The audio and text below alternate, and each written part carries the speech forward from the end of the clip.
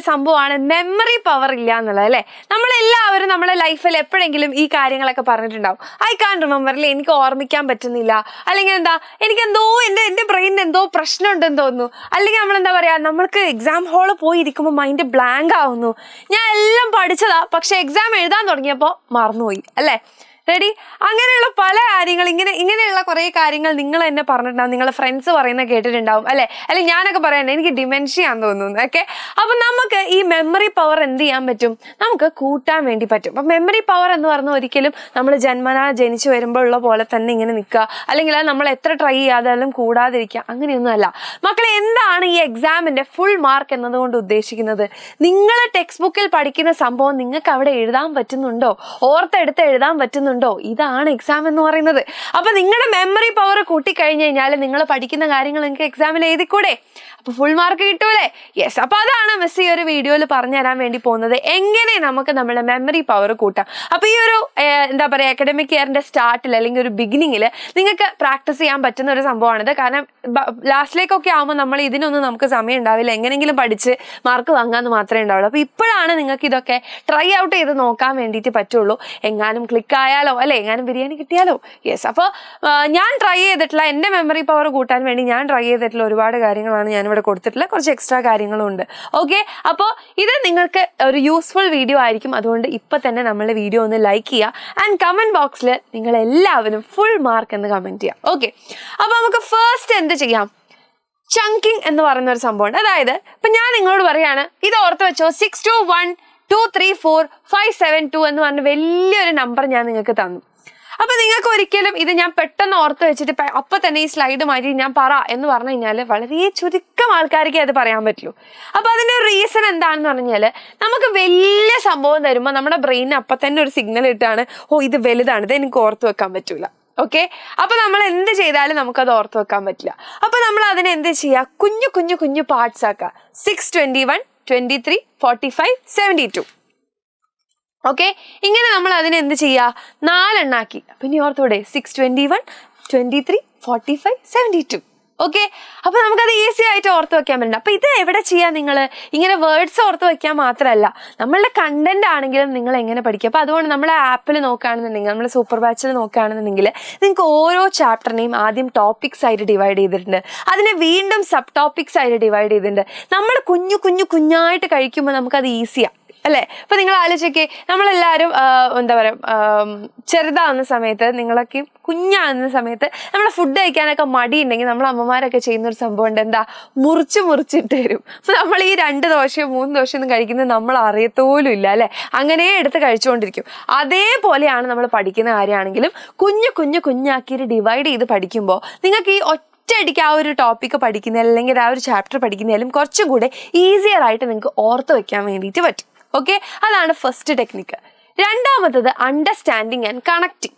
Okay, അതായത് നിങ്ങളിപ്പോൾ for example നിങ്ങൾ സോഷ്യലിലെ എന്താ പറയുക യൂറോപ്യൻ കൺട്രീസിനെ പറ്റിയിട്ടുള്ള ഒരു ഹിസ്റ്ററി പഠിക്കുക എന്ന് വിചാരിക്കുക. അപ്പം നിങ്ങൾ ആദ്യം എന്ത് ചെയ്യുക, അതിൻ്റെ മാപ്പൊക്കെ ഒന്ന് എടുത്ത് നോക്കുക. ആ മാപ്പിന് ചുറ്റും നമ്മുടെ യൂറോപ്യൻ കൺട്രീസ് ഏതൊക്കെയാണ്, ഓരോന്നിൻ്റെ അടുത്ത് ഏത് കൺട്രിയാണ് വരുന്നത്, ഇങ്ങനെയുള്ള കാര്യങ്ങളൊക്കെ ഒരു ഫാക്റ്റുകളൊക്കെ ഒന്ന് അണ്ടർസ്റ്റാൻഡ് ചെയ്യുക. അതിനെ പറ്റി ആ ഒരു വെറുതെ എന്തെങ്കിലും വായിച്ച് പഠിക്കുകയല്ലാതെ ശരിക്കും ആ ഒരു കോൺസെപ്റ്റ് എന്താണ് എന്ന് നമ്മൾ ഒന്ന് കണക്ട് ചെയ്ത് പഠിക്കാൻ നോക്കിക്കഴിഞ്ഞാൽ നിങ്ങൾക്ക് കുറച്ചും കൂടി ഈസിയർ ആയിട്ട് ഓർത്തിരിക്കും. അതായത് ഇപ്പൊ അതിൽ എന്തെങ്കിലും ഒരു വാർ പറയുന്നുണ്ടെന്ന് വിചാരിക്കുക. ഓക്കെ, സോഷ്യൽ എന്തെങ്കിലും ഒരു വാർ പറയുന്നുണ്ട്. അപ്പൊ നമുക്ക് ഇന്ന കൺട്രീൻ്റെ അടുത്താണ് ഇന്ന കൺട്രി, ഇതിന്റെ നെയ്ബറിങ് കൺട്രിയാണ് ഇത്, അതിന്റെ അപ്പുറത്താണ് ഇത് എന്ന് നമുക്ക് മാപ്പ് അറിയുമെന്നുണ്ടെങ്കിൽ ആ കഥ കുറച്ചും കൂടി അല്ലെങ്കിൽ ആ ഒരു ഹിസ്റ്ററി ഓർത്ത് വെക്കാൻ നിങ്ങൾക്ക് കുറച്ചും കൂടി ഈസി ആയിരിക്കും. ഇതൊരു എക്സാമ്പിൾ പറഞ്ഞു എന്നേ ഉള്ളൂ. So that is understanding and connecting. പിന്നെ നിങ്ങൾക്ക് ചെയ്യാൻ പറ്റുന്നത് ഗ്രാഫിക് ഓർഗനൈസേഴ്സ്. നമ്മുടെ ബ്രെയിന് ഭയങ്കരമായിട്ടുള്ള ഒരു ഇത് പറഞ്ഞു കഴിഞ്ഞാൽ നമ്മൾ കാണുന്ന കാര്യങ്ങൾ നമുക്ക് കുറച്ചും കൂടി ഓർത്ത് വെക്കാൻ വേണ്ടി പറ്റും. അപ്പോൾ ടോപ്പിക്സുകൾ നിങ്ങൾക്ക് മൈൻഡ് മാപ്പ് ചെയ്യാം, ഫ്ലോ ചാർട്ട് ചെയ്യാം, സൈക്കിൾ പോലെ ചെയ്യാം. ഓക്കെ, ഇങ്ങനെ പല രീതിക്ക് നമുക്ക് എന്ത് ചെയ്യാം, നമ്മളെ കണ്ണിനൊരു വിഷ്വൽ ട്രീറ്റ് ആയിട്ട് നമുക്ക് നമ്മളുടെ ടോപ്പിക്സിനെ അറേഞ്ച് ചെയ്യാം. ഓക്കെ, പിന്നെ നമുക്ക് ചെയ്യാൻ പറ്റുന്ന ഒന്നാണ് വിഷ്വലൈസേഷൻ. അപ്പം നിങ്ങൾ വാട്ടർ സൈക്കിൾ പഠിക്കുക എന്ന് വിചാരിക്കുക.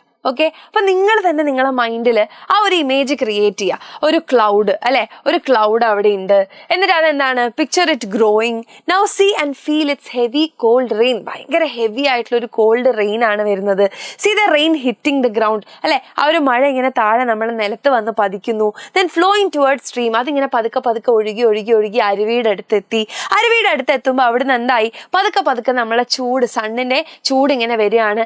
അപ്പൊ ആ ചൂട് വരുന്ന സമയത്ത് അരുവിയിൽ നിന്ന് എന്ത് ചെയ്യും, പതുക്കെ അത് ആവിയായിട്ട് മേലോട്ടേക്ക് പോകും. എന്നിട്ട് വീണ്ടും അത് എന്താവും, ക്ലൗഡ് ആവും.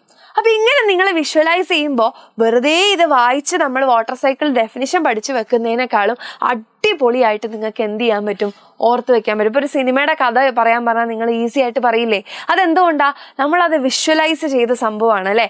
റെഡി? അല്ലെങ്കിൽ ഒരു ബുക്ക് വായിക്കുമ്പോൾ, നമ്മളൊരു സ്റ്റോറി ബുക്ക്, ഫിക്ഷൻ ഒക്കെ വായിക്കുമ്പോൾ നമ്മൾ എന്ത് ചെയ്യും, നമ്മുടെ മൈൻഡിൽ നമ്മൾ അത് ക്രിയേറ്റ് ചെയ്യുന്നുണ്ട്. അപ്പൊ നമുക്ക് ഈസി ആയിട്ട് അത് ഓർത്ത് വെക്കാൻ പറ്റും. അതേപോലെ എന്ത് ചെയ്യുക, നമ്മൾ വിഷ്വലൈസ് ചെയ്ത് പഠിക്കുക. ഓക്കെ, പിന്നെന്ന് പറയുന്നത് അസോസിയേറ്റ് ചെയ്യുക. ഓക്കെ, ഓരോ വേർഡിനെ നമ്മൾ കണക്ട് ചെയ്ത് പഠിക്കുക. Okay, each word or event with a person, നിങ്ങൾക്ക് അറിയുന്ന ഒരു പേഴ്സണോ അല്ലെങ്കിൽ ഒരു പ്ലേസോ അല്ലെങ്കിൽ നിങ്ങൾക്ക് ഏതെങ്കിലും ഓർമ്മയുള്ള ഒരു സാധനം, ഒരു ഫീലിംഗ്, ഒരു സിറ്റുവേഷൻ, അങ്ങനത്തെ എന്തെങ്കിലും ഒക്കെ ആയിട്ട് നമ്മൾ എന്ത് ചെയ്യുക, കണക്ട് ചെയ്ത് വെക്കുക. അപ്പൊ നമുക്ക് എന്ത് ചെയ്യാൻ പറ്റും, ഇതൊക്കെ കൂടെ ഓർത്തിരിക്കാൻ വേണ്ടിയിട്ട് പറ്റും. ഓക്കെ, പിന്നൊന്നെന്ന് പറയുന്നത് റീകോൾ ചെയ്യുക. നമ്മൾ കുറേ തവണ റീകോൾ ചെയ്യുമ്പോൾ റിപ്പീറ്റഡ് ആയിട്ട് ചെയ്യുന്ന സംഭവം നമ്മുടെ ബ്രെയിനിന് ഭയങ്കരമായിട്ട് എന്താവും, ഓർമ്മയിൽ നിൽക്കും. അതായത് ഷോർട്ട് ടേം മെമ്മറിയിൽ നിന്ന് അത് ലോങ് ടേം മെമ്മറിയിലേക്ക് പോകും. ഓക്കെ, പലതവണ ഓർത്തെടുക്കുമ്പോൾ. അപ്പൊ നമുക്ക് എന്ത് ചെയ്യാം, എഴുതി ഓർത്തെടുക്കാം, ചുമ്മാ പറഞ്ഞു നോക്കി ഓർത്തെടുക്കാം. പിന്നെ ഏറ്റവും എഫക്റ്റീവായിട്ട് ഞാനൊക്കെ ചെയ്തുകൊണ്ടിരുന്ന ഒരു സംഭവമാണ് ഫ്രണ്ട്സിനെ പഠിപ്പിക്കുക. ഓക്കെ, അപ്പോൾ ഒരുപാട് പേര് പെൻഡിങ് ആയിട്ടുള്ളവരുണ്ടാവും. അപ്പൊ നമ്മൾ പഠിച്ച കാര്യങ്ങളാണെന്നുണ്ടെങ്കിൽ അതെന്താ ചെയ്യുക, ആ ബുക്ക് സൈഡിൽ വെച്ചിട്ട് തന്നെ അവർക്ക് പറഞ്ഞു കൊടുക്കുക. അപ്പൊ നമുക്കും എന്തെങ്കിലും മറന്നു പോയാലും നമ്മൾ ആ ബുക്ക് നോക്കിയാൽ മതി. ഓക്കെ, അപ്പൊ നമ്മൾ ഒരാൾക്ക് പറഞ്ഞു കൊടുക്കുമ്പോൾ നമുക്ക് എന്ത് ചെയ്യാൻ പറ്റും, കുറച്ചും കൂടി നമ്മൾ ആ ആൾക്ക് മനസ്സിലാക്കാൻ വേണ്ടി നമ്മളിങ്ങനെ കഷ്ടപ്പെട്ട് പറഞ്ഞു കൊടുക്കൂലേ, ആ കഷ്ടപ്പെടൽ നമുക്കും ഒരു എന്താണ്, ബെനിഫിറ്റ് ആണ്. ഓക്കെ, എന്ന് പറഞ്ഞാൽ സ്റ്റോറി ടെല്ലിങ്. ഇപ്പൊ നിങ്ങളൊരു സംഭവം പഠിച്ചു കഴിഞ്ഞു കഴിഞ്ഞാൽ അതിനെ ഒരു സ്റ്റോറി പോലെ പറയാം. ഓക്കെ, ഇപ്പൊ മിസ്സൊക്കെ ക്ലാസ്സിൽ നിങ്ങൾക്ക് ചില കോഡ്സ് ഒക്കെ പറഞ്ഞു തരാറില്ലേ, അപ്പൊ നമ്മളിങ്ങനെ ചില സ്റ്റോറി, ഒരു കഥയൊക്കെ ഉണ്ടാക്കിയിട്ടൊക്കെ പറഞ്ഞു തരാറില്ലേ, ഫോട്ടോസിന്തസിസ് പറയുമ്പോഴാണെങ്കിൽ അല്ലെങ്കിൽ നമ്മളെ ജീനിന്റെ കാര്യങ്ങളൊക്കെ പറയുമ്പോൾ നമ്മളൊരു കഥ പോലെ പറയാറില്ലേ. അങ്ങനെ പറയുമ്പോൾ നിങ്ങൾക്ക് അത് ഓർത്ത് വെക്കാൻ പറ്റുന്നത് എന്തുകൊണ്ടാ, അത് കുറച്ചും കൂടി നമ്മളുടെ മൈൻഡിലേക്ക് കയറുന്നുണ്ട് അല്ലെ. യെസ്, അതാണ് സ്റ്റോറി ടെല്ലിങ്. അപ്പൊ നിങ്ങൾക്കും എന്ത് ചെയ്യാം, അങ്ങനെ കഥകൾ ഉണ്ടാക്കാം. ഓക്കെ, പല കോൺസെപ്റ്റുകളെയും നമുക്ക് അങ്ങനെ കഥകളാക്കാം. പിന്നെ നമ്മുടെ ബ്രെയിനിനെ എപ്പോഴും എൻഗേജിങ് ആയിട്ട് വെക്കാൻ വേണ്ടിയിട്ട് നമ്മുടെ ഗൂഗിളിലൊക്കെ നിങ്ങൾ നോക്കി കഴിഞ്ഞാൽ ഇഷ്ടം പോലെ ബ്രെയിൻ ഗെയിംസ് അവൈലബിൾ ആണ്. അതിലേതെങ്കിലുമൊക്കെ എടുത്തിട്ട് എന്ത് ചെയ്യുക, ഒന്ന് ട്രൈ ചെയ്ത് നോക്കുക ഇടയ്ക്കിടയ്ക്ക്. ഓക്കെ, അപ്പൊ ഇത്രയും കാര്യങ്ങൾ എൻ്റെ മക്കളൊന്ന് ട്രൈ ചെയ്ത് നോക്കുക. ഇത് നിങ്ങൾക്ക് എന്തായാലും എഫക്റ്റീവ് ആയിരിക്കും. കാരണം ഞാൻ ചെയ്ത് എനിക്ക് എഫക്റ്റ് ഉള്ള ഒരു സംഭവം. കാരണം എനിക്ക് ഭയങ്കര ഓർമ്മക്കുറവായിരുന്നു, പല കാര്യങ്ങളും ഞാൻ പെട്ടെന്ന് പഠിച്ചത് മറന്നുപോകും, അങ്ങനെ ഒരുപാട് പ്രശ്നങ്ങളായിരുന്നു. അപ്പൊ ഞാൻ ട്രൈ ഔട്ട് ചെയ്ത പല കാര്യങ്ങളും ഇതിനകത്തുണ്ട്. കൂടുതലും അത് തന്നെയാണ്, കുറച്ച് കാര്യങ്ങൾ മാത്രമാണ് എക്സ്ട്രാ എടുത്തിട്ടുള്ളൂ. അപ്പൊ നിങ്ങൾ എന്തായാലും എൻ്റെ മക്കൾ ഇതൊന്ന് ട്രൈ ചെയ്ത് നോക്കുക. ആൻഡ് നിങ്ങൾക്ക് എല്ലാവർക്കും എന്താ പറയുക, നല്ല മാർക്ക് തന്നെ കിട്ടട്ടെ ഈ ഒരു വർഷം എല്ലാ എക്സാമിനും. ഓക്കെ, അപ്പോൾ എല്ലാവരും മിസ്സിന് വേണ്ടിയിട്ട് ഒരു ഹാർട്ട് നമ്മുടെ കമന്റ് ബോക്സിൽ കമന്റ് ചെയ്യുക, ഒറ്റ ഹാർട്ടേ ചോദിച്ചോളൂ. Okay, ready? അപ്പോൾ വീഡിയോ ലൈക്ക് ചെയ്യാൻ മറന്നിട്ടുണ്ടെങ്കിൽ വേഗം തന്നെ ലൈക്ക് ചെയ്യുക, ഫ്രണ്ട്സിനൊക്കെ ഇത് ഷെയർ ചെയ്ത് കൊടുക്കുക കേട്ടോ. അപ്പോൾ ബൈ.